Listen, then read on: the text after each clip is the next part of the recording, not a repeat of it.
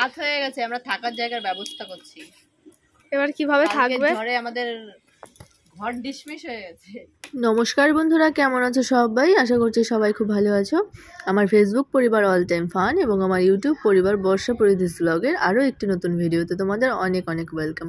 আজ হচ্ছে মঙ্গলবার, সকাল 9টা মতন বাজে। আমি আছি রান্নাঘরে। তো চলো আজকের এই সুন্দর ভিডিওটি শুরু করা যাক। তো আমি এখন রান্না করছি সকালের খাবার, মানে ডাল আর ভাজা রান্না করব। ভাত হয়ে গেছে। তো এখানে আমি রান্না করছি সজনে পাতার ডাল। তোমরা কিন্তু মানে আমাকে অবশ্যই জানিও যে কারা কারা সজনে পাতার ডাল খাও। তো এই ডালটা কিন্তু খেতে বেশ ভালো হয়। তো আমি একটু রসুন আর শুকনো লঙ্কা ফোড়ন দিয়ে দিয়েছি ডালে।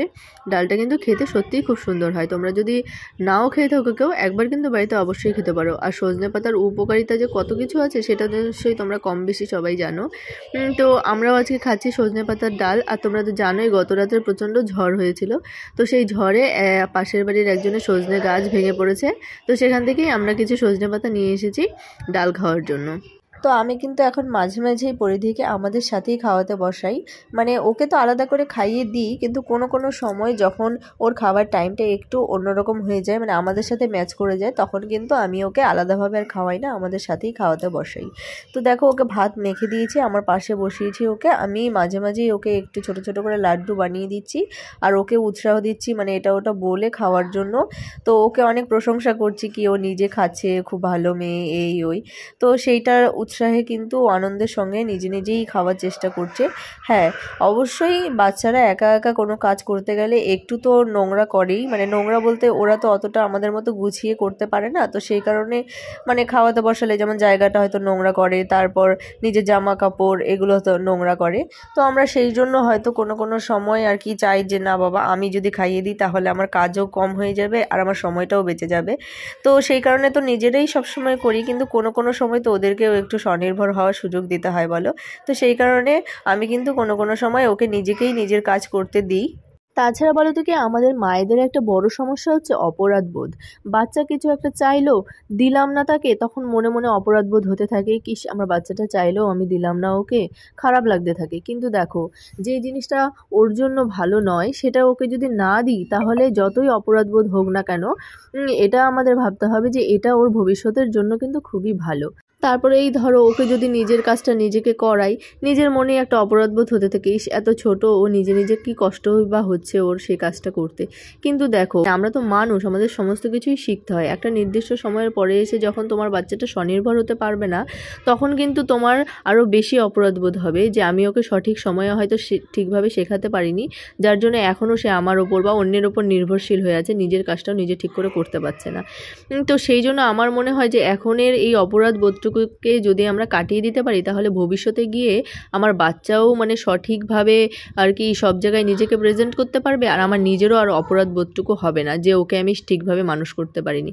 সেই জন্য কিন্তু আমি ওই রকমভাবে বাচ্চাকে প্যাম্পার করি না কি যে ও নিজেকে আর কি স্বনির্ভর হতে পারবে না আমার কারণে। কারণ আমি চাই যে আমার বাচ্চা শক্তিশালী হোক, স্ট্রং হোক, যাতে সমস্ত পরিস্থিতির সাথে মোকাবেলা করতে পারে, সব কিছুর সাথে মানিয়ে চলতে পারে। এমন না কি যে ও ঘর কোনো হয়ে থাকে, মায়ের ওপর নির্ভরশীল হয়ে থাকে বা অন্যের ওপর নির্ভরশীল হয়ে থাকে, সেটা আমি কখনোই চাই না। আর এটা কোনো মাই হয়তো চায় না। তো সেই জন্য আমাদের কিন্তু এই জিনিসগুলো মাথায় রেখেই নিজেকে এগিয়ে যেতে হবে। তো যাই হোক, অনেক কথা বলে ফেললাম। তো তোমাদের মতামত অবশ্যই তোমরা কমেন্টে জানিও। তো আমরা এখন চলে এসেছি ছাদে। দেখো সন্ধে হয়েছে, বুঝতেই পারছো। আর এই দেখো, ছাদে এসে কেউ কিন্তু বসে নেই, পরিধি হয়ে এসে পুরো কাজে লেগে গেছে। ওকে বলা হয়নি, নিজে থেকেই ঝাড় দিয়ে মানে আরম্ভ করেছে ঝাড় দিতে। আর আমরা এখানে এসেছি জানো কি জন্য? হঠাৎ করে আমাদের নজরে পড়েছে যে গত রাতের ঝড়ে আমাদের এই ছাদের ঘরের টালিটা সরে গেছে। আর একটা টালি যদি সরে যায় তাহলে বাকি সব টালিগুলোই ঝরঝর করে পড়ে যাবে। তো আজকেও আকাশটা মেঘলা, বৃষ্টি হওয়ার, ঝড় হওয়ার সম্ভাবনা আছে। সেই জন্য আমরা তৎক্ষণাৎই চলে এসেছি ছাদে। পরিধি ঠাম্মিই করছে, আমি শুধু একটু হেল্প করছি সঙ্গে থেকে। তো দেখো, টালিগুলো একটু ঠিকঠাক করে সুন্দর করে সাজিয়ে দিয়ে তারপরে একটু বেঁধে টেঁধে টাইট করে রাখার চেষ্টা করা হচ্ছে। নইলে এই ওপরের ঘরটা যদি এখন ভেঙে পড়ে, ভাবো কি সমস্যা হবে। আমি মনে মনে এটা করতে করতে ভাবছিলাম যে যাদের নাকি থাকার জন্যই এরকম একটা ঘর থাকে, তাদের কত কষ্ট হয়। একসময় ছোটবেলা থেকে আমরাও কিন্তু এরকমভাবেই মানুষ হয়েছি। ছোট ঘর, একটা ঘরে সবাই মিলে থাকতাম।